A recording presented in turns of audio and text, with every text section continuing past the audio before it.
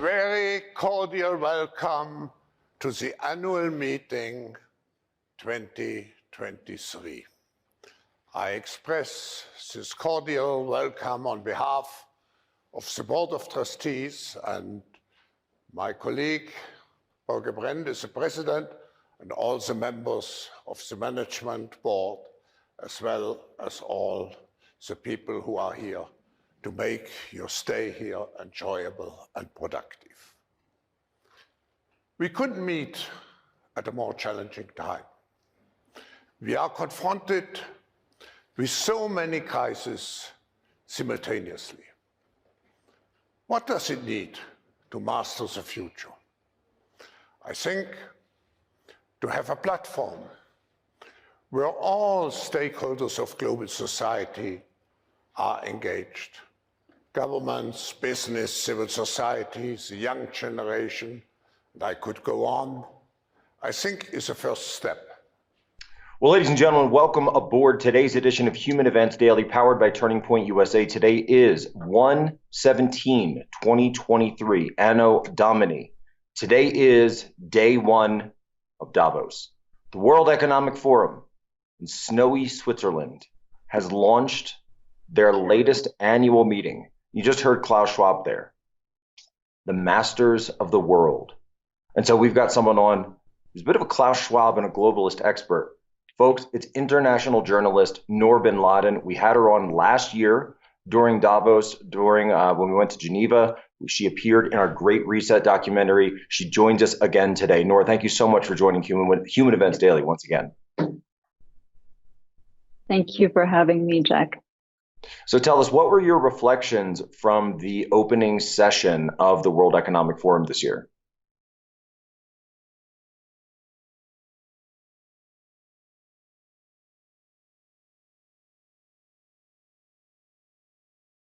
This declaration is a historic step in our work to eradicate deep-seated injustice.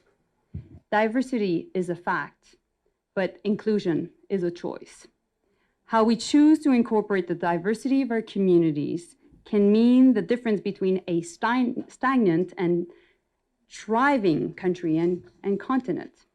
In every nation, members of marginalized groups face discrimination. They face barriers that prevent them from participating fully in society. It's a daily reality for people from indigenous communities and communities of African descent, women and girls, LGBTQI+ people, people with disabilities, religious minorities, and others, including in the United States.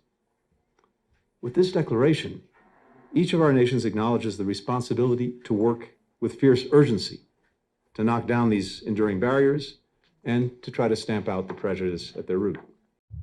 Ladies and gentlemen, welcome aboard today's edition of Human Events Daily, powered by Turning Point USA. Today is January 18th, 2023, Anno Domini. What you just heard there, that's Secretary of State Tony Blinken, along with the government of Canada, the government of Mexico. When the Mexico City summit was just held, only 1 week ago, no one's talking about this. Yes, today is Davos Day 2, and we're going to get into that. But we also must be very clear that Joe Biden, Justin Trudeau, and Obrador went down to Mexico City and they signed a Declaration of North America. Declaration of North America. Global integration, global collaboration, diversity and inclusion. You hear there from Tony Blinken. What else does this document call for? Open doors to the entire world. That's exactly what this declaration is calling for. And we've seen these same type of forces before, the forces of globalization. And so that's why I'm very excited to bring in Sav Hernandez. Savannah, you've been at Davos all week. You've just been crushing it with your reporting. When I look at this information about the Declaration of North America, Klaus Schwab has been talking about this exact same agenda from the entire trip that you've been there, with global integration, global collaboration, and saying that he wants to fight against fragmentation and the messy patchwork. Well, I say, guess what? I'm a proud fragment. If that's what you're going to call me, a fragment. I'm a proud fragment, standing up for my nation, standing up for my religion, standing up for my beliefs, standing up for my heritage.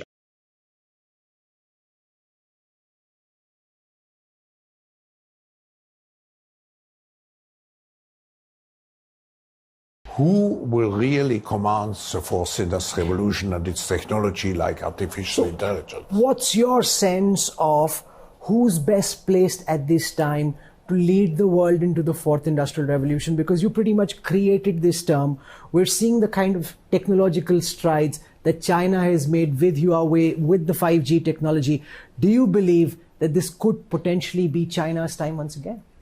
We should make here again let's say a differentiation. On the one hand, we have state capitalism. On the other hand, we have shareholder or private capitalism. So it's a clash between two systems. I believe that state capitalism in the short term provides certain advantages because you can mobilize in a concentrated way a lot of resources to reach a specific objective. But I believe that the future is not state capitalism or shareholder capitalism. The future is what I call stakeholder capitalism, which is combined with a social responsibility. Ladies and gentlemen, welcome aboard today's edition of Human Events Daily. Today is January 19th, 2023, Anno Domini. What you heard there, Klaus Schwab. So we're in day 3 of Davos, Switzerland. Klaus Schwab, that's a clip from him explaining the different systems that we've seen before between China and the West. Let me break down what he's explaining to you.